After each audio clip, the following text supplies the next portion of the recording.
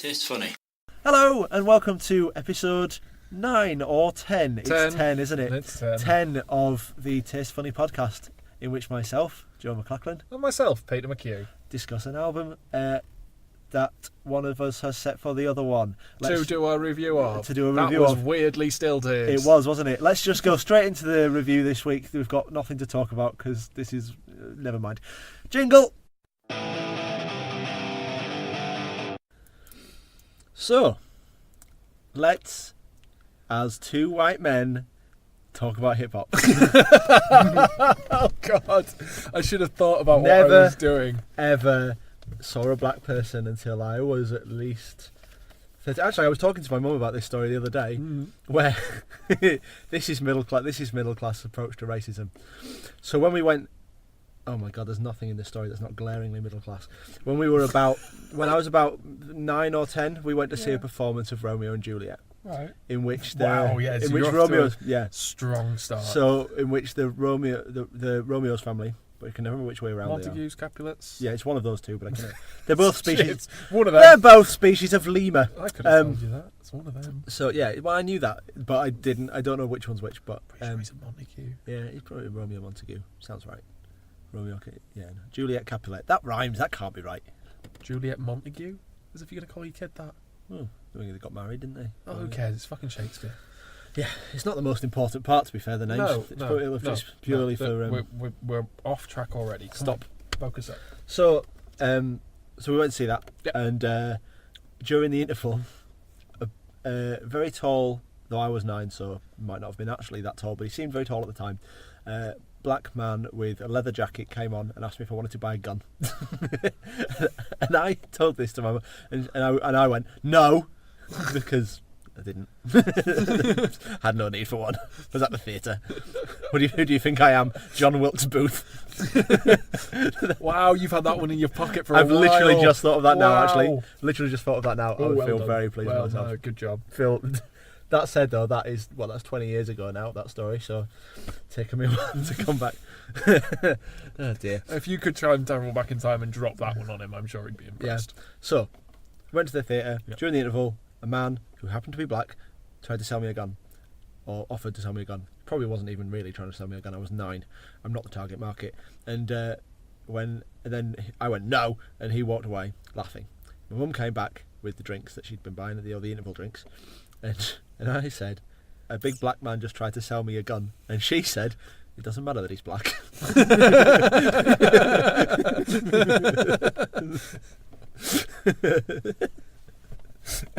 Which I don't really feel was the point. I understand that is true. However, The statement remains correct. Yeah. So technically the truth. Yeah. So anyway, we are really off topic now. So I've got about 4 pages of notes about this. I'm going to try and not linger on everything because Cool. I wrote these a little while ago and we've already been talking for quite some time. Yes. So I'm going to open with a quote from Jesse Cataldo of Slant magazine. Now, we don't typically quote other reviewers, No. but when I was looking at the critical acclaim for this album, this is a review that I read and went, yeah, that's exactly how I'm feeling. Okay. The level of discourse on Run the Jewels 3 may be higher than your standard hip-hop grandstanding, and the references may be current and the beats may be more intense, but the album remains too entrenched in the grammar of the past to ever feel entirely fresh. That's how I felt at the time. I'm not 100% sure that I still agree with it. I still think there's an element of that. So I really like this album. Mm-hmm. By the way, Spoiler. we're talking about Run the Jewels 3 by Run the Jewels. Yes. I really enjoyed it. I think I expected to enjoy it more. I like hip hop and I like political, intelligent hip hop, like even more than and this is a lot of that. But there is still a lot of, oh, fucked your mum / bitch with my enormous wang, and I am the best at rapping. Yeah. And I found that really distracting because they're so good at the other stuff. And having since seen clips of them live, like, I absolutely get they love this. They love what they're doing. They love each other, and that is something I'm totally on board with. Yeah. And like there's nothing. Did you watch the NPR Tiny Desk by any chance? I think I did. Yeah. Where Mike completely half. fluffs his lines. Yeah. Yeah. Nobody noticed. It was just you. Yeah. And there's something really lovely. They're a genuine. It seems like a really genuine friendship, and it's really, really wonderful to see. and that for me is a big selling point for music in general. If like or any artistic endeavor is the passion, and I think we talked about this before in a couple of podcasts, but for me that's really important. And I don't think I wrote a lot of this before I had really seen them doing it. It was all based on the album itself. That's fine. And so I was maybe lacking some context. But just right off the top, I would like to address that little review from I say little reviewer, much bigger than ever we will be. That sentence was good, not. You say that. I have never, because I'm smart and stuff. I've never read Slant magazine. I just slipped a little quote. How do you stand Slant magazine up on the shelves? Difficult, isn't it? Hey! So... Take that, Jesse Cataldo. Whoever you are. Right. So I totally get where you're and she are coming from at this, or he maybe. Jesse could be. Jesse it's Jesse without an I, so I'm assuming a he, but I don't know. Okay. Well, either as in Jesse James. Current year, people. Let's not quibble over such small things. That's true. It's not important. It's not important. So, I tend to agree with what's been said. However, I don't feel like that's necessarily negative as far as I'm concerned. One of the biggest draws for Run the Jewels to me is that it reminds me of old hip hop. It reminds me of 90s hip hop. It reminds me of Wu-Tang. It reminds me of old Dell records. That's why I enjoy it as much as I do, is because to me it feels like albums I loved a long time ago, but it's been brought bang up to date sound-wise and lyrically and slang-wise in a lot of ways, and slang changes so fast, especially in rap. Yeah. So, yeah, and I understand it's a reason I didn't give you the second album, is because I was worried there was a couple of songs on there that you were going to go, I don't like what the thing that the... Yeah, and it's a reason I couldn't give you, for example, the Foreign Beggars' first album, even though it's much better than their second album, is because they use a particular derogatory term for homosexuals frequently and constantly, and at the time that wasn't an issue. Retrospectively now it's a massive issue. I love that album, but I can barely listen to it because it makes me cringe. I don't think there's anything on this album that would make me cringe in 10 years time. No. I don't think there's anything on there that would make me go, ooh, no, I think to be fair, it's mostly just bragging about sexual prowess. That is there's a bit of bitch in there, but you do get the impression that they're both they're both very clearly quite intelligent blokes who know and when you're saying bitch, I know which song you're talking about. Obviously I've listened to the shit out of this album, and that we'll get to it in about 5 tracks time, but that's just a song about how much they love their girlfriends. If they want to call their girlfriends bitches in a song about how much they love their fucking girlfriends, they should go nuts. Yeah, I suppose that's fair. That's fair, I suppose. You know what I mean? That said, if I wrote a song about my wife and frequently called her a bitch in it, mixed messages much. I think she'd be like, I don't really feel you've captured the spirit of our relationship here. Well, no, because you are, as previously discussed, a middle-class white man living in suburban England. That's very valid. That's very valid. So let's do the track by track. Yeah, because I feel like let's have a jingle for track by track. So it opens with Down, featuring Joy. Joy? Joie? Joie? Joie? Why not? Joy. Features Joy. It features some joy. It's pretty joyous. It's a really good opening track, to be fair. It very much, this feels like, and I feel like I talk about musicals all the time. I don't even know if this is a thing I've just made, but it's like watching a it's like the opening chorus. It's like they're literally just setting out, this is what we're about. Yeah. This is what we're about. It's the slow intro into the album. Yeah. And they do this on a lot of their stuff. They do it on the second album as well, like a very similar sort of slow build first track before they start pounding away at your face for the next sort of 10 tracks. It's great, like the big sounds, like big aspirational beats with the organs, the brass. It sounds amazing. It just sets out their story, just like, this is who we are. We are Run the Jewels, and we're gonna fucking rap at you now. Yeah, I'm not good at rap stuff. Do you know? I think what I've mostly done is written about the lyrics. Oh, you always do. I know, but I feel like and I never do. Yeah. So I feel like what we've got here. I feel like these are shit notes. I've just written loads of stuff about my favourite lines. Well, that's fine. You want to talk about your favourite lines? You go for it. But tell me, because you even if you've not written it down, I'm sure you can conjure from your head how the music in each track was making you feel while you were listening to it. I mean, to be fair, I mean, it's a rap album. It's there's very lyric heavy. That's very true. It would have been difficult to discuss without touching on the lyrics. Oh God, impossible. That said, I had the instrumentals on while I was writing it. Oh no way! Because I thought, well, this way, because I could not have it on because I was at work. So like I was doing this, so I couldn't really have. I mean, I'm sure the instrumentals are really nice just on the. The instrumentals are nice. Well, that's what I thought. I thought I always write so much about lyrics, so maybe if I put the instrumentals on, I'll get a feel for those, and they are really nicely put together. Killer Mike's. So like I remember you saying when you recommended this, Killer Mike is the flowier of the two. Yes. And LP is kind of not quite as good. Not quite as flowy, but he's more inventive, possibly.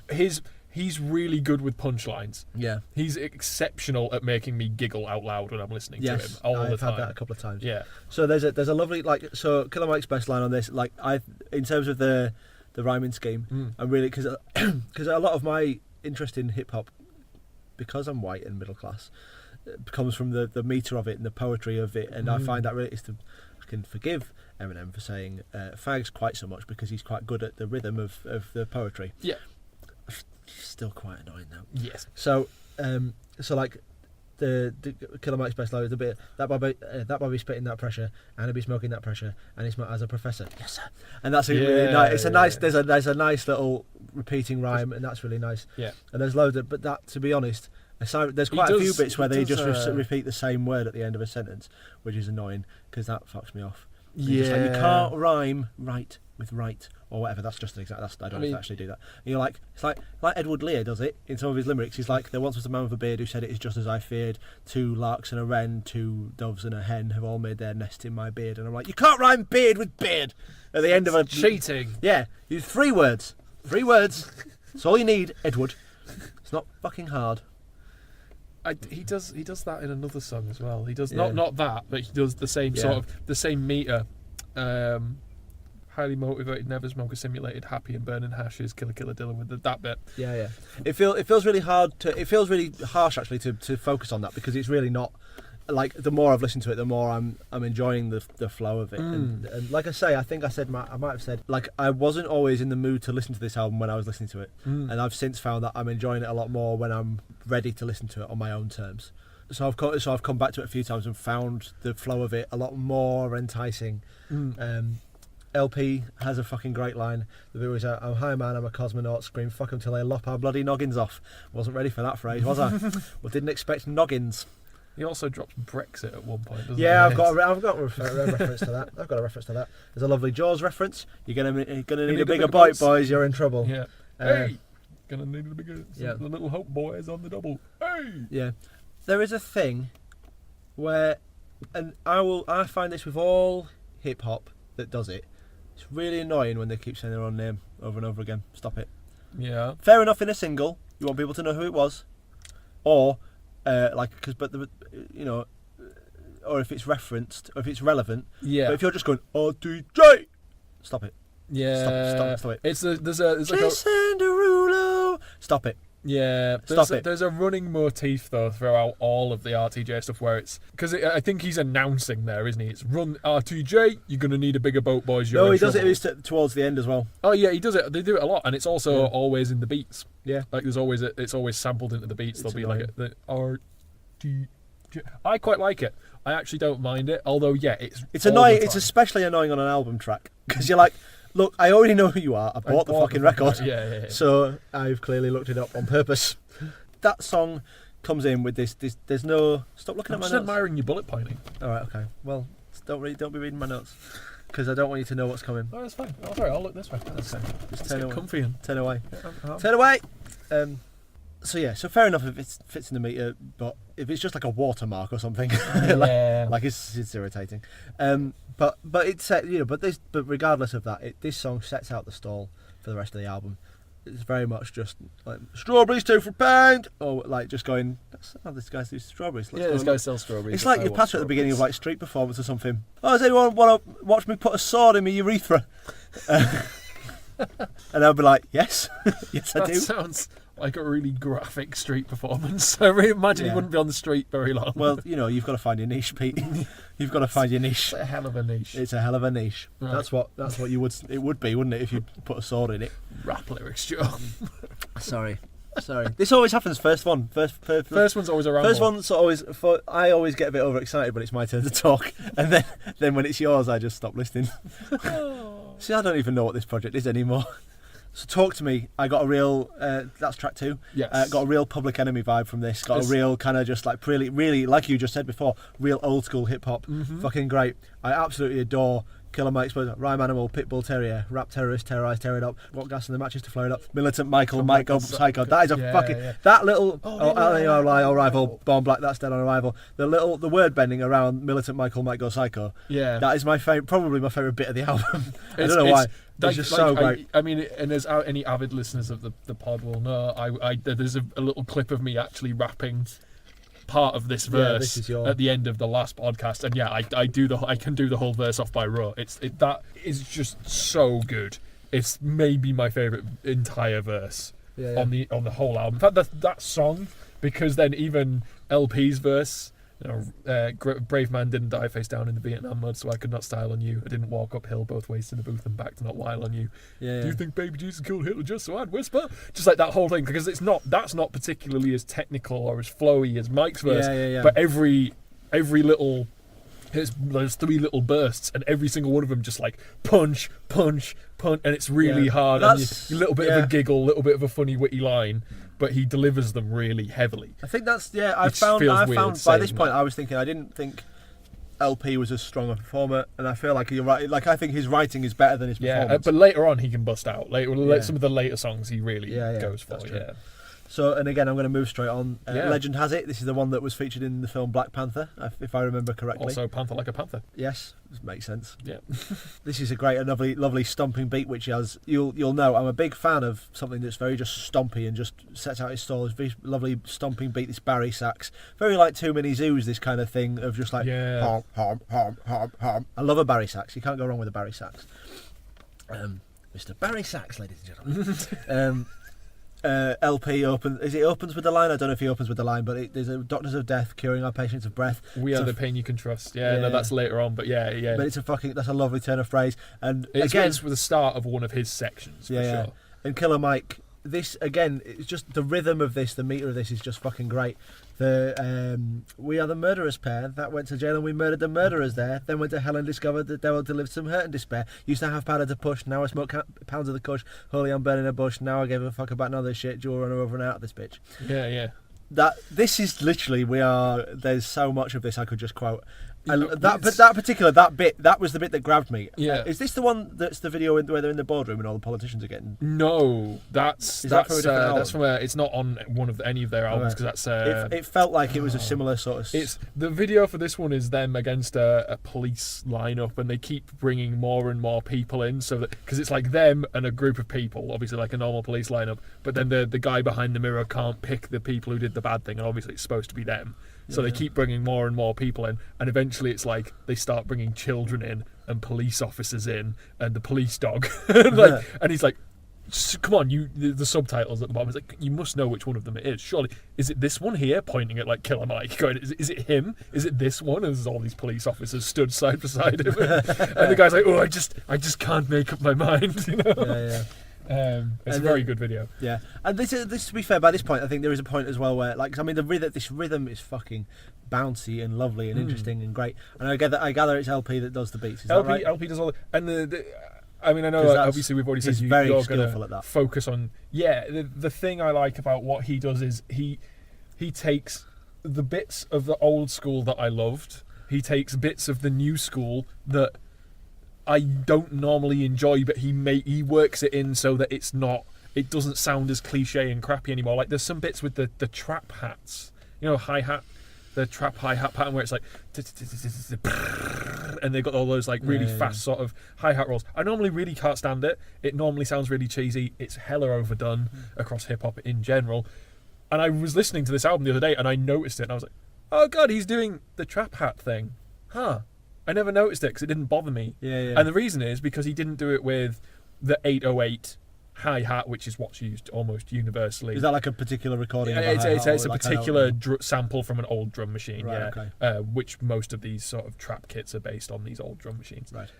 But he was doing it with a live hat that he's probably recorded himself because Right, that's okay. the kind of person he is. And you know, he's using like guitar licks. He will have recorded them. Okay. He's using, you know, Barry sax we've already mentioned, and there's other bits of brass on the album and various tracks. And he'll have got someone to come in. They're not samples. They're not. This is a lot of the way he works reminds me of like old Deltron stuff and Dan the Automator and his production style, and which is really old school. Yeah. But it sounds fresh. It sounds up to date. It doesn't sound. It sounds dated. like the way the samples would have been taken originally, but they've been done now with more. It doesn't sound rather than dated, but something it doesn't sound like hip hop now sounds. It sounds like I wanted hip hop to sound in the future when I was a kid. Okay. Does that make sense? I think so. Yeah, I think so. I mean, that's the other thing as well. You've loved hip hop for a lot longer than I have. I wouldn't say I'd loved hip hop for a lot longer. But like, you've been interested in hip hop. I've been aware of it longer. For like, but like, even if we're talking stuff like The Executioner, would you have said that would have been where that's instrumental hip hop? Yeah, but would you have said that single with Mike Shinoda? Older than that, way older than that. I was listening to stuff. Yeah, because I used to listen to it. So a lot of my, and it's stuff that I think we had this conversation about The Offspring. Maybe on a podcast, maybe not, where I was saying I'd heard X-Nay on the Hombre years before I ever heard X-Nay on the Hombre. Yeah. Because I was skating at the skate park that I used to go to in Wakefield, and they used to play X-Nay on the Hombre, and then later on down the line I got X-Nay on the Hombre after getting into The Offspring, and I was like, oh, I know like half these songs. It's the same thing with hip hop. NWA, Dead Prez, who did you mention? Public Enemy. You know, all these sort of like big hip hop acts in the 90s that were really popular then. Of course they got blasted at the skate park. Of course they did. And all of Tony Hawk, even the Tony Hawk's games as well. So I'm like sucking like, all we're this. Part of a generation, the Tony Hawk's games. Tony Hawk's, not even Tony Hawk's, Matt Hoffman BMX, had a instrumental version of Positive Contact by Del the Funky Homo Sapien and Dan the Automator, Deltron 3030, that whole project.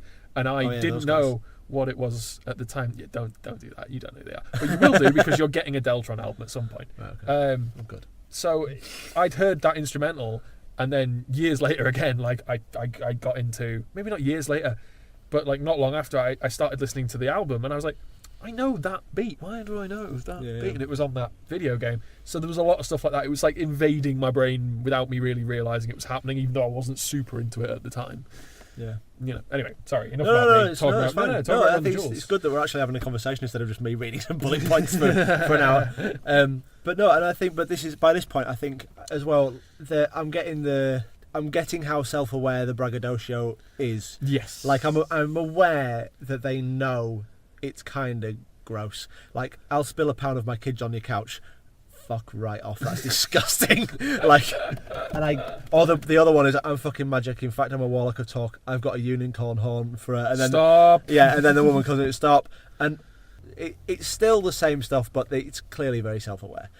Like, and the fact that it's a woman's voice as well that comes in and goes stop. Like, there's kind of a thing about, you know, like this kind of, that's not what we need to hear. We don't need this from you. We don't need you to do this. Just Corticatron, track 4. I love this. Do you know what it is? I think I've got a different one marked down as the clip for this, but I think it was because the content of the song was what touched me the most. But actually, this is my favourite song. Yeah. Before we talk about this, here's a little bit of that now. Begging your pardon, run the jewels live at the garden. Last 2 poppers alive but still yarging. My girl got my heart as the bargain. Lick by my lips to the crease in the garden. Harass my religion, love's why I'm living. Smoke on the face by the field full partner. Life is shit NATO, smoke my umbrella. Boys back turning the slacks to all yellow.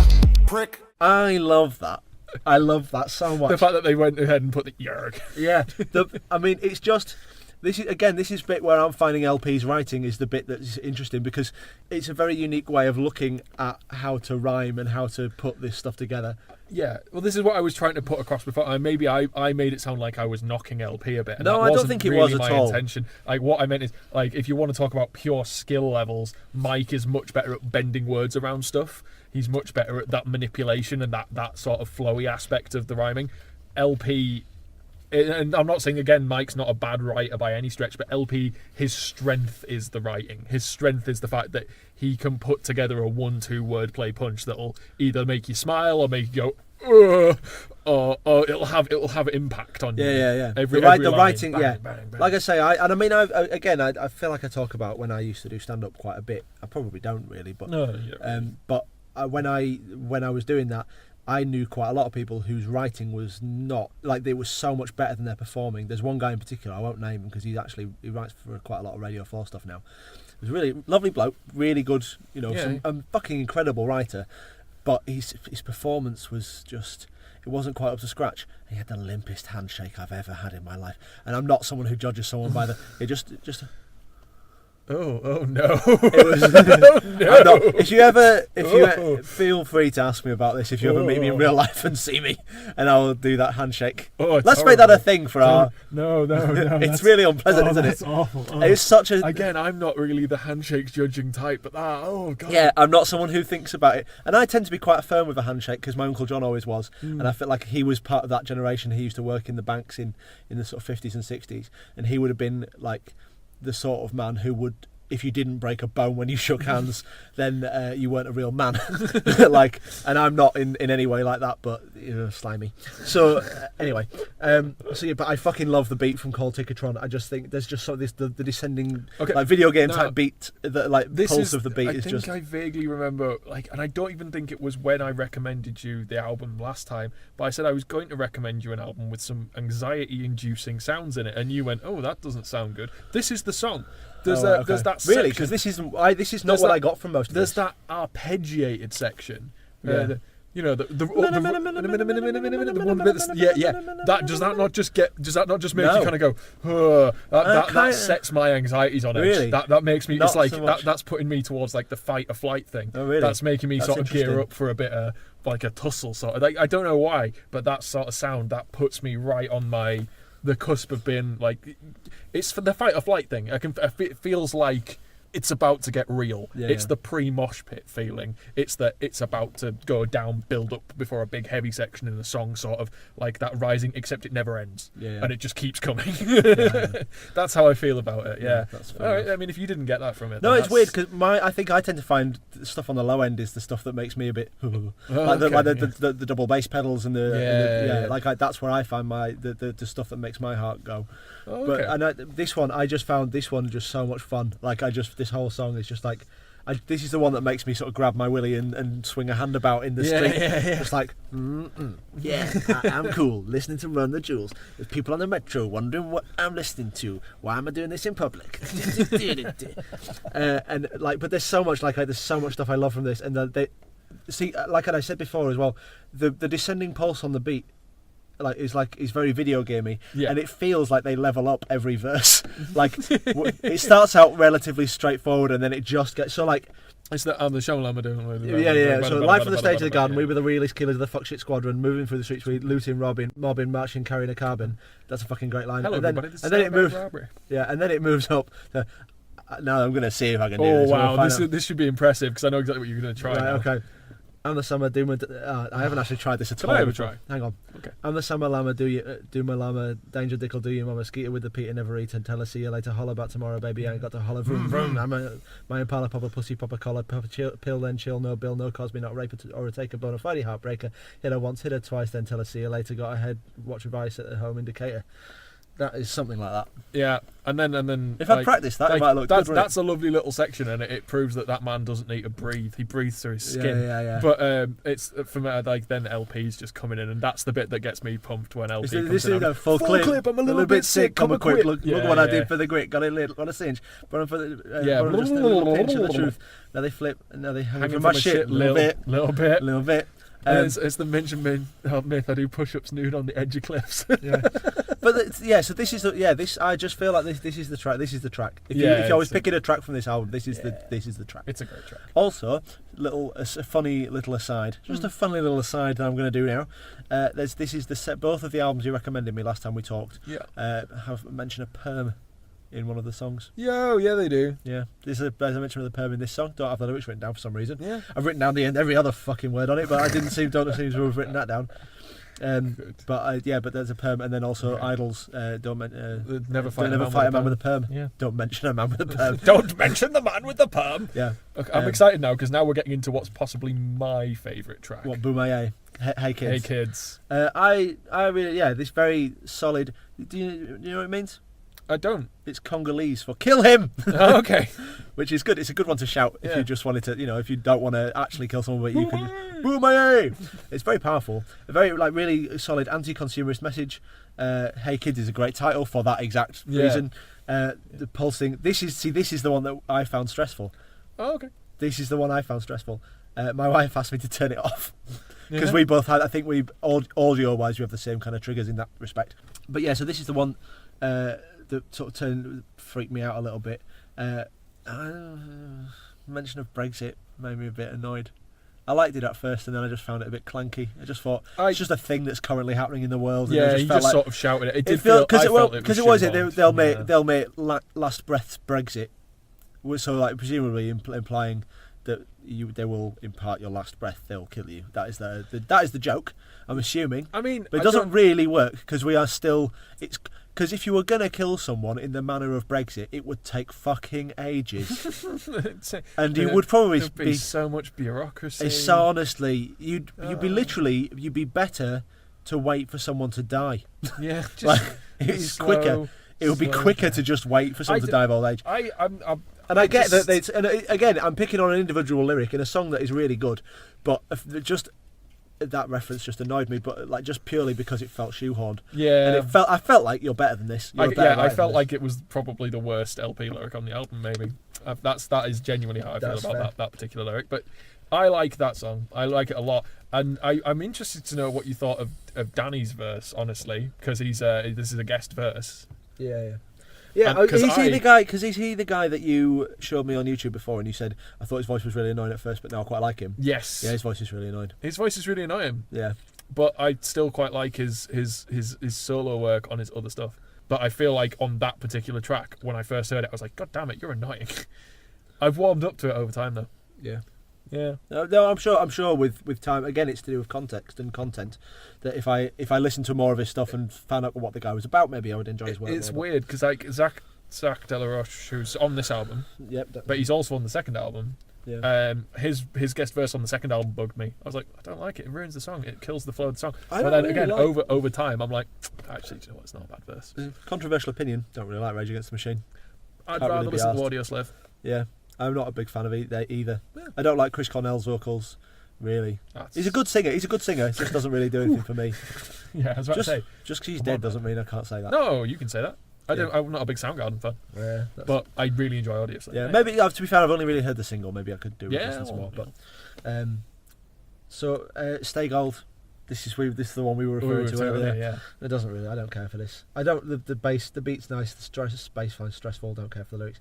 I felt like this is one of the ones where they feel really unevenly matched. Like LP doesn't really.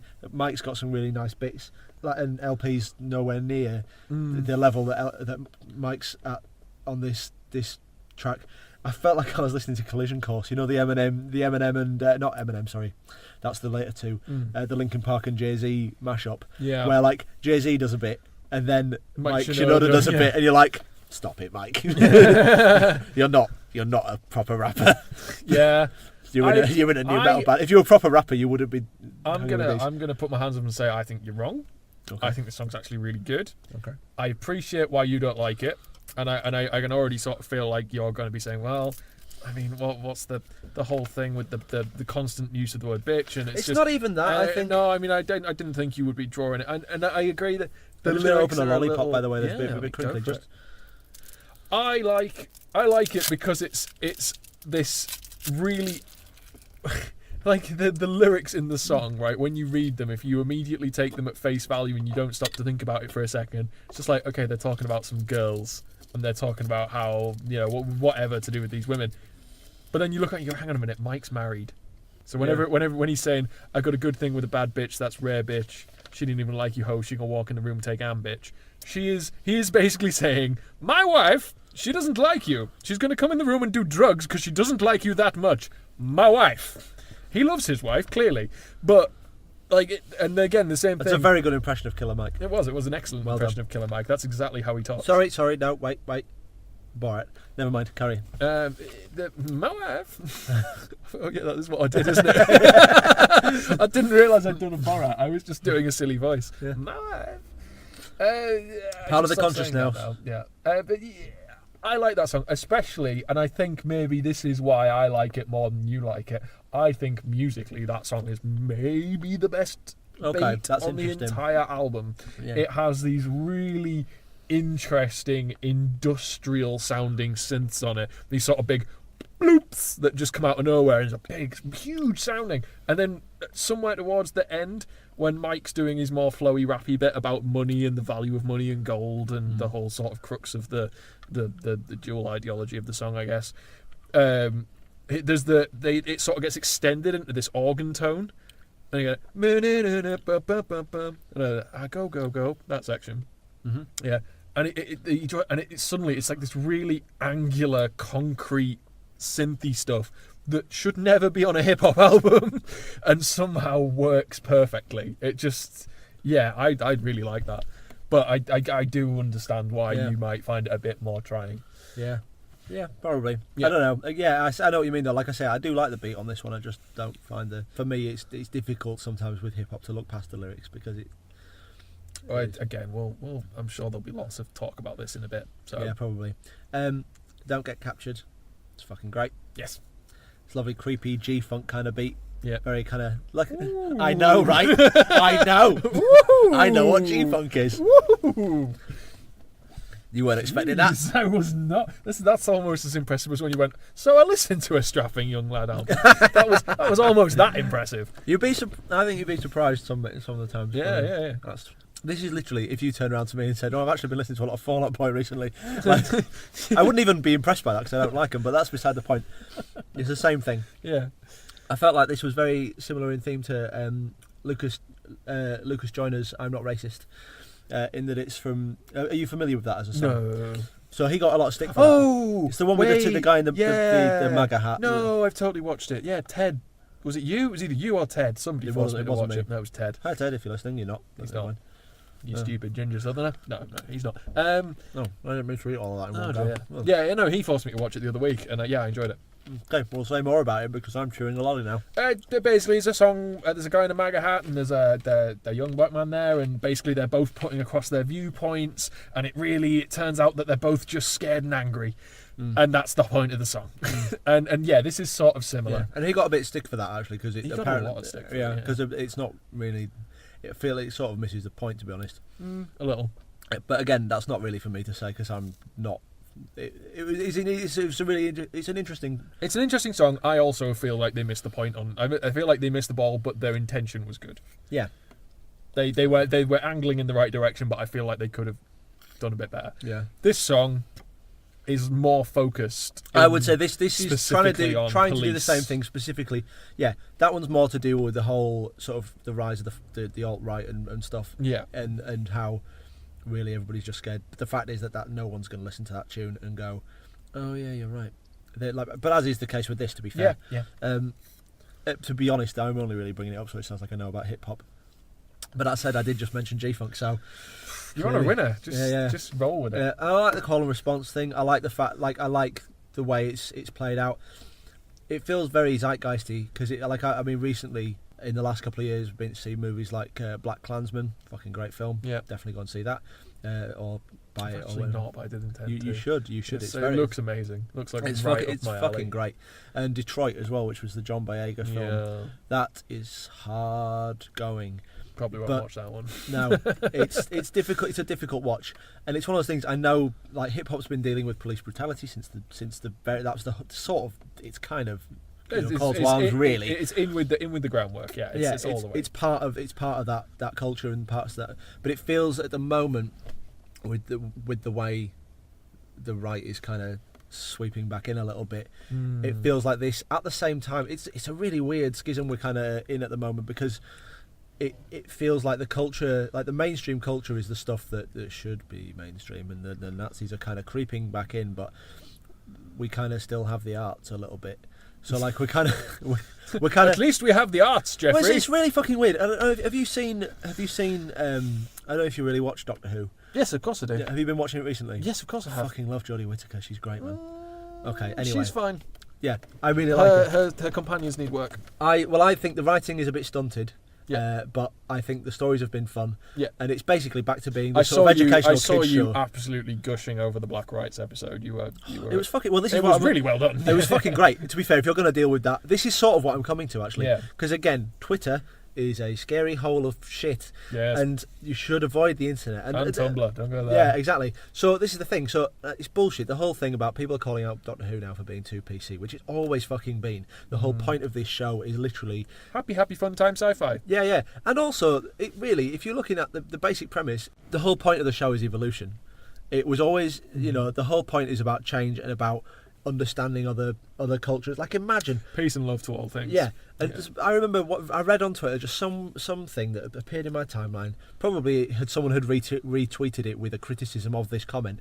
Someone was like, you should. It's just typical lefty BBC, just vilifying all the people of Alabama at that time. They weren't all like that. And I was like, I think they were. I think that was the norm. Like, it was the law that black people were less good than white people. So it's not weird or racist or reverse racist or whatever the fuck you want to call it. It's none of those things to say that black people weren't allowed in shops or weren't allowed to sit where they wanted on the bus. That's not racist. That's literally the point. That's true. And like, it's really fucking exhausting to like what was the other one? There was the one about the partition of India this week. And people were going like, trying to make out like the British Empire was awful. And you're like, no, we were shit. We were really shit. It was really bad. And like, fine, there was some, Not everybody in England at the time that India was split up was a complete shithole. However, the fact that we did that to another country after a war which we'd forced them to fight in is sort of a big deal. Exactly. And people it's people really weird. nowadays don't know it, don't remember it, don't think about it, and they probably bloody should. Yeah. That's the point. They still definitely remember it there. No, I'm fairly confident of that. So, but yeah. So anyway, my point is kind of probably I've forgotten what it was. It was this is the whole the hip hop police brutality thing was very shocking at the time. In the same way that I suppose they would play Anarchy in the UK now on the radio. Yeah. And the idea of that being on the radio at the time would have been fucking horrendous. Like, occasionally I put on a classic metal playlist on at work and listen to a bit of Sabbath, a bit of Maiden. Yeah. The idea of those being played in a hospital at the time blows the mind. probably wasn't. Yeah. No one's happy with that as an idea. No. But I'm not sure anyway, people would be too happy now.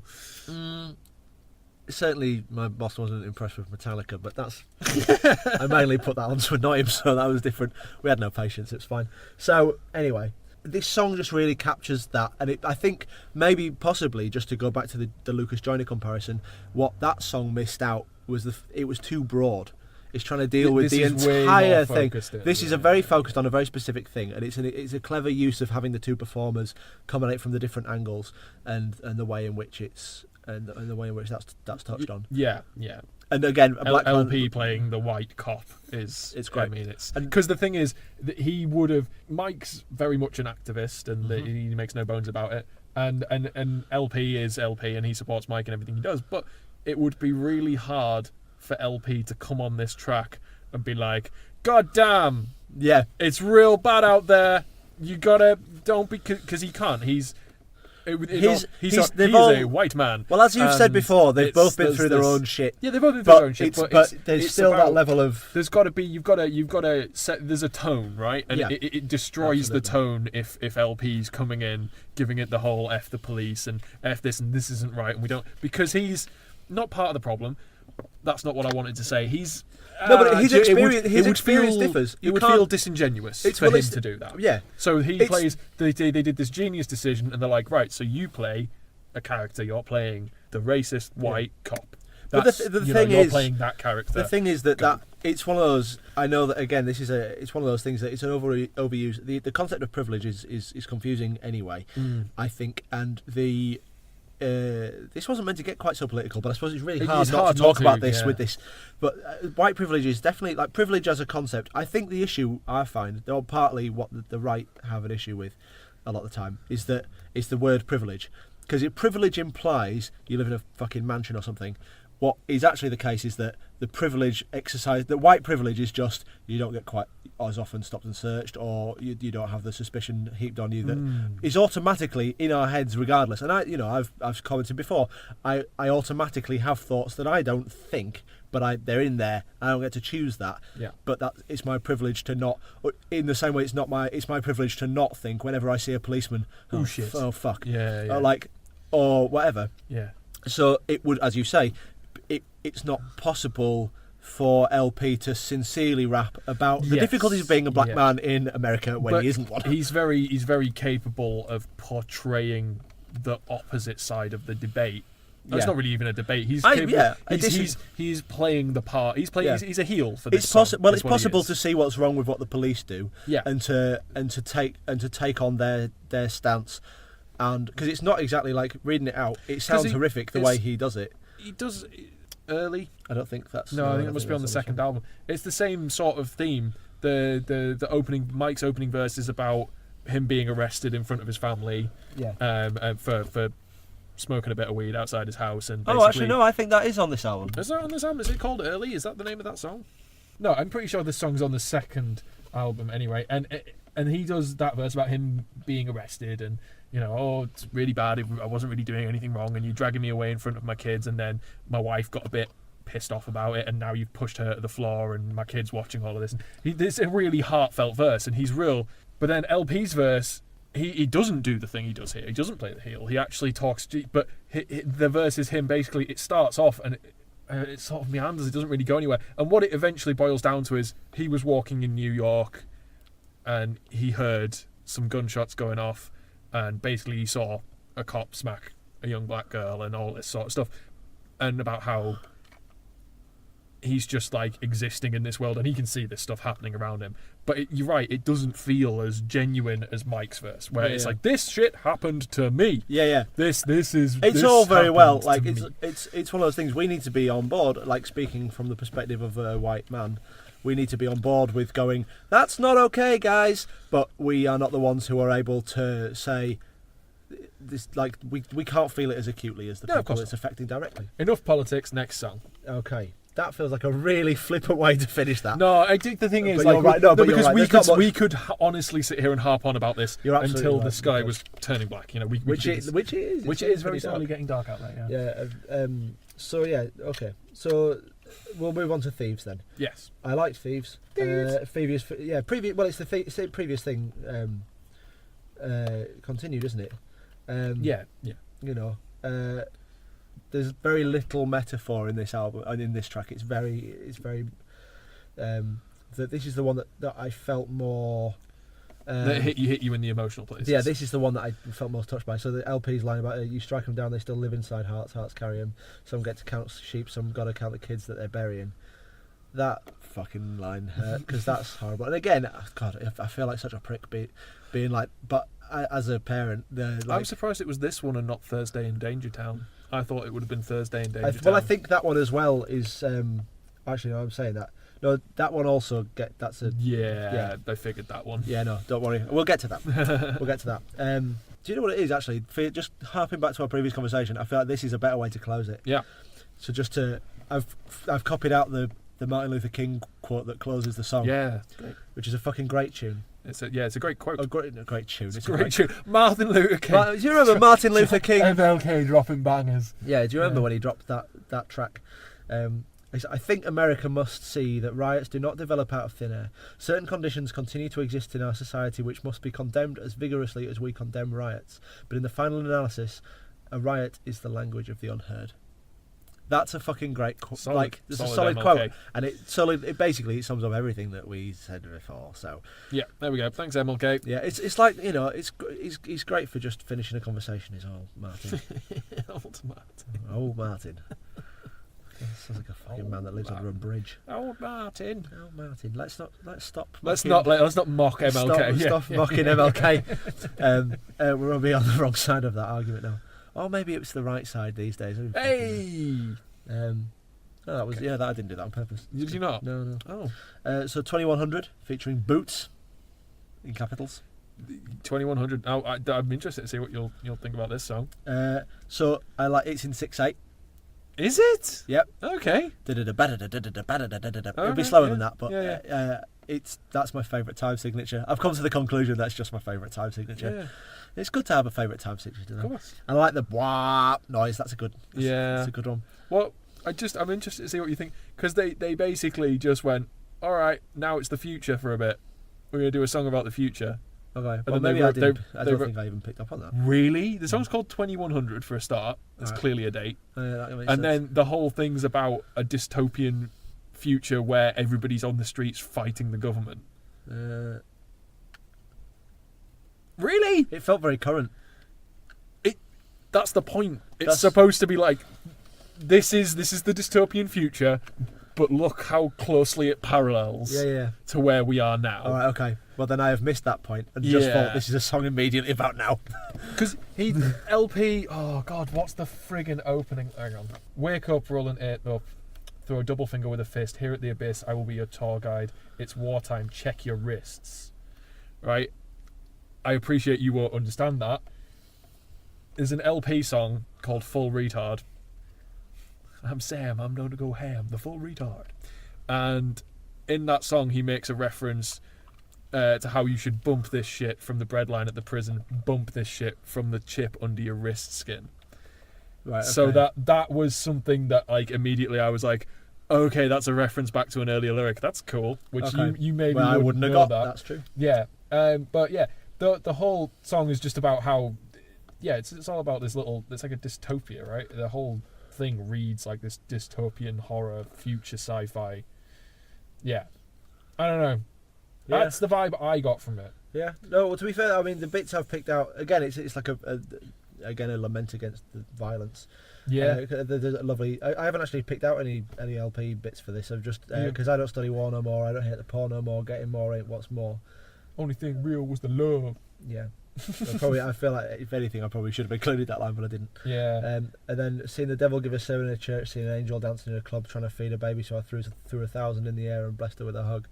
Like, again, it's about hypocrisy and horribleness and stuff. And the future, apparently. Yeah, I don't know. It just... Hypocrisy and hoverboards, that's what I'd have called it. Because I wrote it. I don't believe that, Mike wakes up every morning, smokes a blunt and oils his Kalashnikov. Stockpile 10 for me and my friends, case shit get to popping off. Like, I don't think he's stockpiling assault rifles now. It's like, I don't know. Maybe I'm wrong. Not, maybe I've picked up an entirely wrong vibe from this track. No, well, to be fair, it makes sense with the me. title. That does make sense. Yeah. That said, though, again, rappers talk about all sorts of stuff. Well, all the their thing guns is, and stuff all the time. It hit me as sort of a weird, lyrically weird to the rest of the album, the way it was. Like I say, maybe I'm just inserting stuff where I want to hear it, but to me, that's how I felt about it. Anyway, next. Yeah. Do what was next. Yeah. Also, I like that this was released on the same day as the 2016 election. This song came out on the same day as Trump was elected. Yeah. I'm assuming. I think they've said since that wasn't on purpose. I don't believe that for a moment. Really well timed. I suppose, to be fair, they couldn't have actually known he was going to win. But, that's true. I don't think it no matter who won. Still been angry about it, but yeah. True. It's Panther Like a Panther, featuring Trina. Great Good old Trina. Hi, Trina. No. Yeah. You never know. So, the hi-hat on this is tense as fuck. That's the trap hat. We were talking about this before. Do you know what it is? Do you know what it sounds like? It sounds like they're like the rap bit of a heist film, like the sort of the hip hop beat in a heist film. Yeah. Where the version with the lyrics would be in the credits. Yeah. Somewhere. But this is like when they're getting all their shit ready, together. Yeah. LP's tightest verse on the album. You think? Yep. I gather from reading that there is more to the context in this than just dick swinging, but it sounds like dick swinging to me. But everybody loves her. I'm okay with a bit of bodacious, badass dick swinging. I'll say, there's nothing wrong with the rule of cool, right? So, if you can write a song and it just follows the rule of cool, if it sounds badass, then that's fine by me. I can stand to listen to it. Clutch are a band who I love deeply, and literally every single one of their songs could fall into the rule of cool. It just sounds badass. Yeah. I'm fine with that. Don't get me wrong, Pete. Everyone loves a willy waggle. Everyone loves a good dick swing. Yep.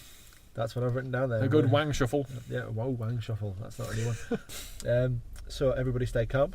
next track. Oh, was that just an instruction? Yes, it was. Okay. Everybody stay calm. It's enjoyable. It's all right. It's all right. It was all right. It's all right. Well, no, there's some nice bits. No, I tend to agree. It's all right. It's all right. There's some really nice bits, but let's see.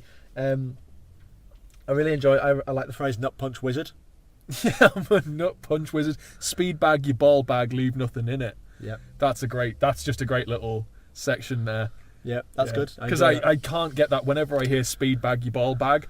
I can't get the mental image out of my head. Like if you don't know what a speed bag is, which some people might not, it's that. Yes, little... for the benefit of our listeners, you could totally explain that. Yeah, because I know, obviously, but not necessarily everybody. Do you not know?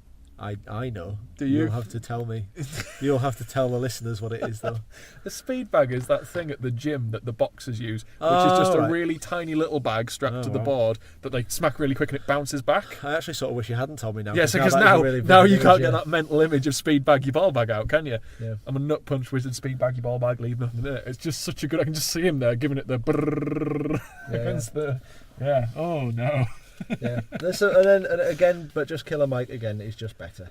He's got some. Now this is another one that I'm gonna try and do the whole thing, but I'm gonna fail. Oh God. Big black fella with a 4/5 in the backpack fella. I rumble don't stumble young fella. Got a stinger in the 69 Bumblebee yellow. I mean stunner. Big titty bank teller. Had my wife here with her, so I hate her, can't tell her. Presidential suite. Got a fuck boy jealous. I'm the Nelson Mandela of Atlanta dope sellers. That's a lovely line. And also, see, now I don't ever talk about production. There's a lovely bit of production in this track. Yes. The bit where LP says we won't stay in our places, and it jumps from left to right speaker. Yeah, won't stay in our places. Yeah, they do a lot of stuff like that. I'm going to try and put that in now. Faces to talk too loud won't remain in our places. Smoke by the acre, a brain escape. But that's a lovely. I'm really impressed with that as a little. Again, because I don't really notice that sort of stuff very often, but that was really like good. Yeah, clever little production joke you did there. Yeah. This is Oh Mama. This is another one that sounds like it would underscore a gangster monologue or a Guy Ritchie trailer or something. This track has some just the production value on Oh Mama and Thursday in Danger Town is out of control. It's great. Like the guitars in Oh Mama and the brass sections in Thursday, because Thursday in Danger Town's the next track. I'm getting ahead of myself, but the production value on both of these tracks, because they're a bit slower. Both of them are a bit sort of pacier numbers. They're not really these big braggadocious, in your face, punching you to death with lyrics and big angry beats. They're much sort of more relaxed, laid back, pacier numbers generally, even though your Mama's quite hypey. Yeah.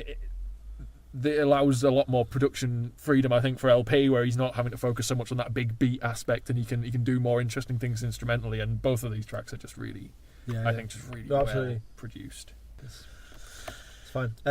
Also, just there's a lovely. I don't think I can't remember. I probably have picked up on a couple more earlier on, but I think this is the first time I noticed there's a lovely little Star Trek reference in there. There's a couple from LP. There's a few. Yeah, there's a couple. Again, Thursday in the Danger Room, I'm assuming, is an X-Men reference, because the Danger Room is where the X-Men train. He's obviously a sci-fi fan. Yeah. There's a lot of but yeah. Oh Mama's great. It's a great track. It feels like there's a lot I probably didn't understand, but I did like it. I haven't got that much more to say on it, to be honest. Thursday in the Danger Room, I felt. You said before, we talked about it before. I've never lost a friend to street violence, but grief is universal, isn't it? That's a universal feeling. I mean, LP's verse is just, I feel like it hits just as hard, and it's not about street violence. It's about, this is the thing. It's about disease or cancer or something. Yeah, well, I think what I'm going to do is, I wouldn't normally put two clips in. No, go for it. But this isn't my favourite track. But me reading this out isn't going to feel as sincere, and I feel like to understand what we're talking about with this track, everyone needs to hear this bit. That's the release, but I'm much bigger pieces of living on limited time. Like, how do you look in the eyes of a friend and not cry when you know that they're dying? And how do you feel about yourself when you notice sometimes you would wish they were gone? Not because you didn't love them, but just because you felt too weak to be strong. You couldn't bear to see someone who prided themselves on their strength to feel weak. The cruelty of randomness, holding for ransom their life and their fate and their dreams. You see that they're fighting and know that they're losing, but still you make jokes and you laugh. Cause you know despite all the sadness that you better get the good times while they last. I think I'd originally put this down as my favourite track, and it is, I think, because I felt it. it's a great track. I still would actually probably going back. I think I've revised correctly. I think Call Ticketron is my favourite track on the album. I think Thursday in the Danger Room is the reason that you put this as your second is actually nothing to do with the heart-feeling lyrics. I genuinely don't. I think it's got everything to do about that smooth sax in the chorus, which is smooth. Because it's not that. It is really good. Oh, come on, those little sax trills don't get their hooks into you. Come on. Well, yeah, they do, but it's not to do with it. It's because of the lyrics. My favourite bit of that so, song. but anyway, that little bit that we've just played there, so as you've just quite correctly pointed out, it's not about street violence so much. That's more Killer Mike's, which is a very powerful hymn. That's like it's a very. It's a part of verse about him forgiving his friend's killer. And that's hard to listen to. It's very powerful, and again, this is one of those ones that feels like there's a lot of love in this track for what they do, and the fact that they have this platform, and the fact that they're able to do this stuff is great. I feel that, to be fair, that clip speaks for itself. Yeah. So I think I'm just going to let it breathe. I'm just going to let it do that. Yeah. So a report to the shareholders. Horses. Immediate talking about horses again. So LP, give Yell a call. Yeah. LP. Horses. And there's another.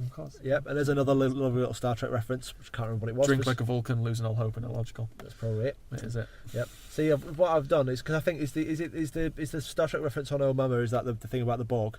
They assimilate. Yeah. So like again, for some reason, I don't know why I do this every fucking time. I'll write down bits. I'll say, "Oh, that's a nice reference," like I'm going to remember it without having written it down. Yeah. So again, there's a bit in this. This is talking about Mike's activism before. Yeah. There's a lovely bit in this referring to the fact that he criticised Hillary Clinton's bid for president, saying that basically having a uterus doesn't qualify you to be president, which is fair. Yep. I would argue she's probably more like, it'd be nice now. Yeah, but I think his point was that it shouldn't matter. Like, and I agree that it definitely shouldn't matter. Like, if you're running for office like that, your gender shouldn't matter. No, and it's less a point that he was like, it doesn't matter that she's got a uterus. God, guys, it's more like it doesn't matter. Like, if you believe in her, vote for her, but don't make that a point. No, that shouldn't. Don't be the ever reason. make that a point. Yeah, That's yeah. not important. But there was a lot of sort of. I don't want to use the term sort of feminist rah-rah, but it was a bit of sort of, let's get a woman in there. Why? Because we can. Should we? Maybe. Who knows? But I think the thing is, though, like part of the issue is really the fact that she was running against an actual fascist. Yeah. That's the issue, because realistically, regardless of what she stands for, she was definitely the better of two evils. Yeah. And I think that's the difficulty. The problem is that you kind of have to suck the system up a little bit, because you can't. No, You couldn't have changed it to such the extent that fucking Bernie Sanders was going to get in. That's true. And it's really tough. So the line is, Mike said uterus. They acting like Mike said you a bitch. To every writer who wrote it misquoted it. Mike says you a bitch, you a bitch, you a bitch. It's a lovely line. It's a lovely line. It's a really good line. But yeah, and he was very vocally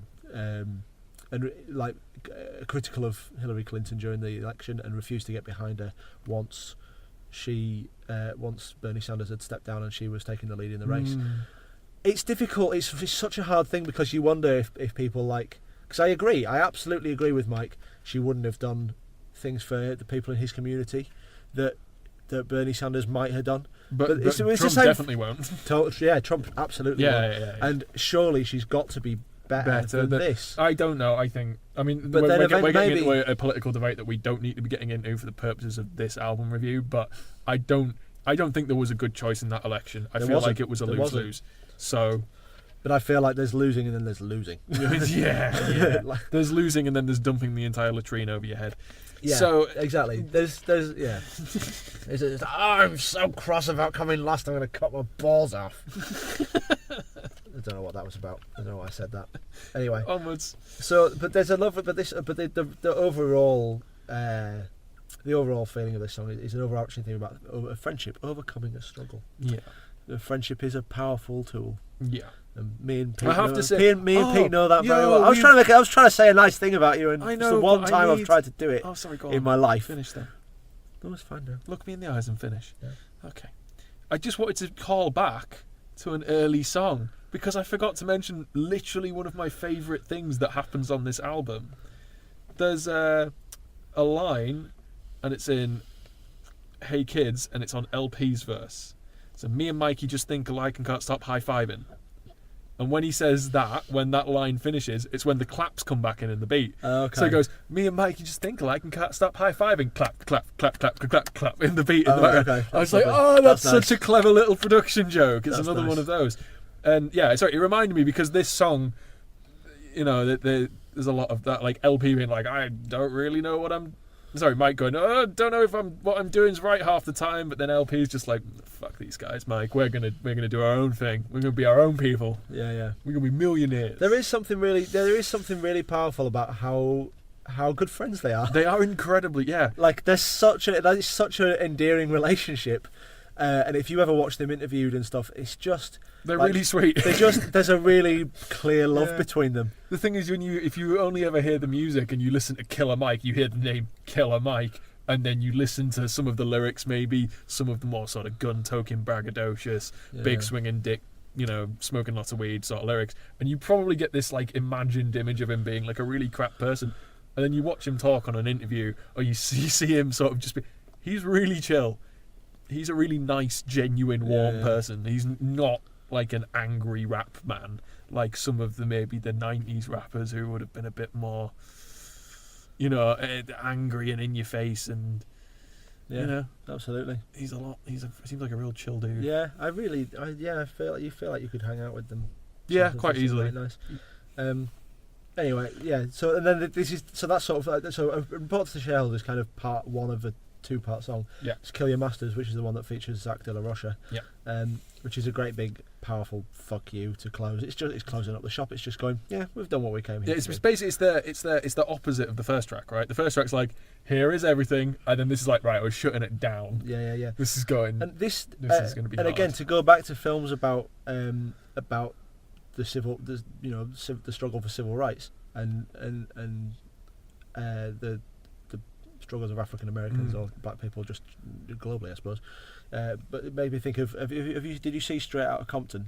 When that film I didn't see it. I intended to watch it. Again, NWA was great. I mean, it's another one of those ones where there's no way that Dr. Dre is the hero that he comes out as in that film. Yeah, I think we've talked about this before, actually. Probably. But what this album made me feel, as well, this song specifically, but this album generally, made me feel as though I will never create anything of any true worth because I just haven't struggled enough. Oh God, get a grip. It's true though. It's not true. It is. No, of course not. It's not necessary to have to struggle. It gives you it gives you a lot of content to work with if you want to be even that. an angsty sort of angry songwriter I think, or poet. I think there's something, or possibly that I will never truly appreciate a lot of the stuff that I love as well. But I don't always feel like that all the time. But I came out straight out of Compton going, for fuck's sake, no one's ever going to hit me with a truncheon. Never going to write a do. Never going to write. Only in this current era of I don't even know how you term this, what's currently happening in the world right now, but could you have somebody going, God, I wish I was a little bit more oppressed. Do you know, just a little bit of oppression, Mr. Officer. That is Go legit. On, just hit me one time so I can be cool. That's right. That's white people right now. That's That's white people. That's not. I don't give a shit. No. Don't hit me, please. I just want to be happy and live my life. I'll be chill with everyone. But I don't need to be oppressed first. Thank you. I also, it would be better if just no one was oppressed. Yeah, let's just have that. Yeah. So this is my closing notes. Good. I think I've probably touched on pretty much all of this already. Yep. I did like this album. I don't think it's going to be on heavy rotation, but when I'm in the mood for it, this is going to get. Sure. This is going to get played. In fairness, that's what it is for me. Yeah. But I really do like it. It's just I have to be in the hip hop place. I have to be like, today's hip hop. Bang. Yeah. On goes Run the Jewels. I also think.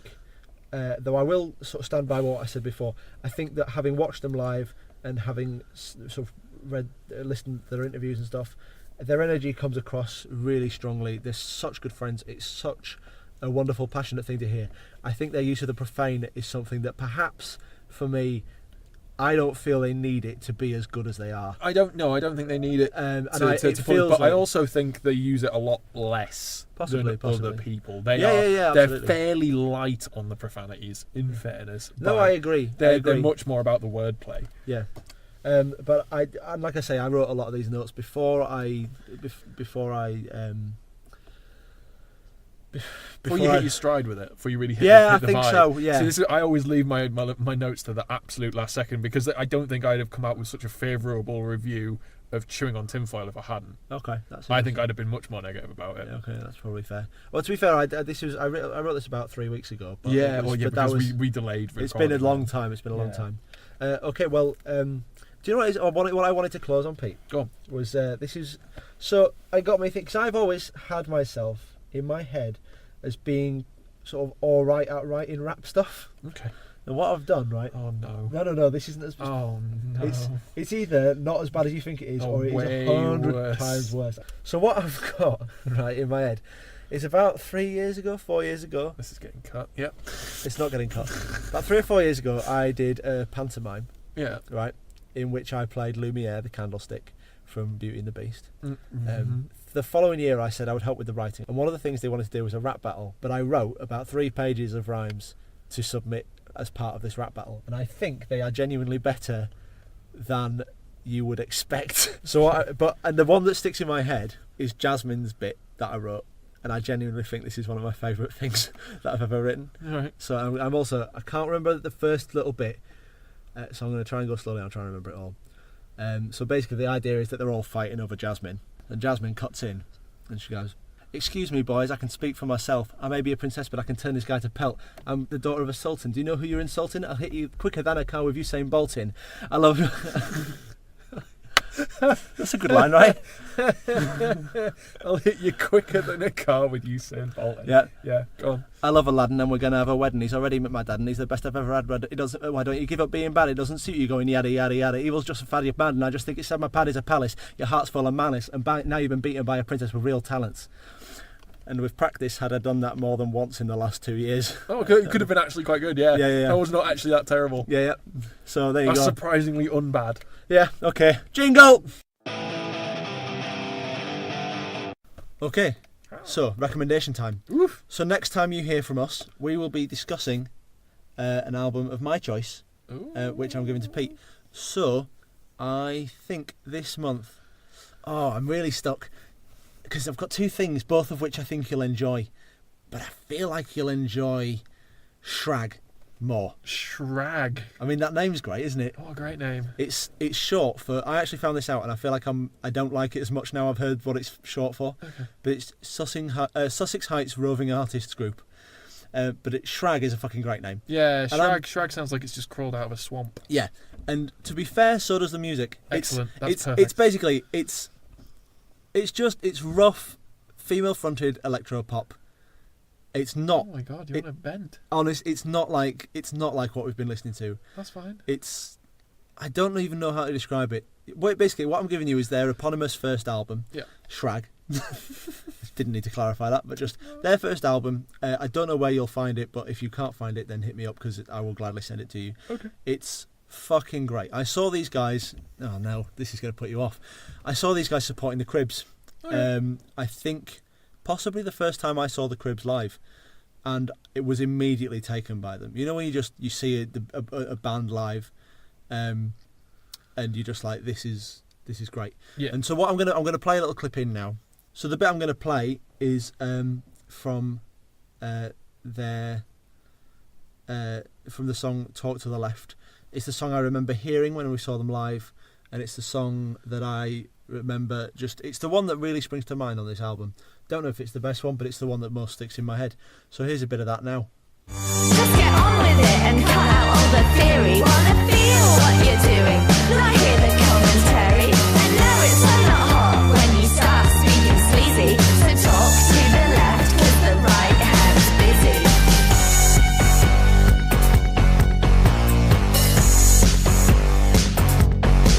Yes, I was liking that sensation, didn't need an explanation. There's a time and a place for scientific conversation. I know you think Genuinely don't know how you're going to feel about this album. Ooh. Really genuinely not sure. I don't know. I feel like with everything I say, I'm making it less clear about what they are. Yeah, you are. Yeah. Yeah. Okay, I'm just going to listen to it. Yeah, do. That's the best Have way. a great time. I will. I'd actually forgotten about this band. Yeah. Yeah, I'd forgotten about them until I read the the memorial, not memorial. I'd actually forgotten about them until I read the memoir. It's called Trans, a Memoir, and it's by Juliet Jakes, and she lived with them for a bit, and it's her story, but Shrag pop up at least 4 times throughout the course of the book. So I sent her an email afterwards and was like, I really enjoyed your book. It was really enlightening, but also thank you for reminding me about Shrag because it's really, they're really, really good. And I immediately bought all 3 of their albums because I'd just forgotten how great they were. So have fun with that one, man. I intend to. Yeah, have a great time. Hell yeah. Okay, well, see you next time, guys. Thanks very much. Bye. Today's Funny Podcast was presented and devised by Peter McHugh and Joe McLachlan. Music was by The X-Towels.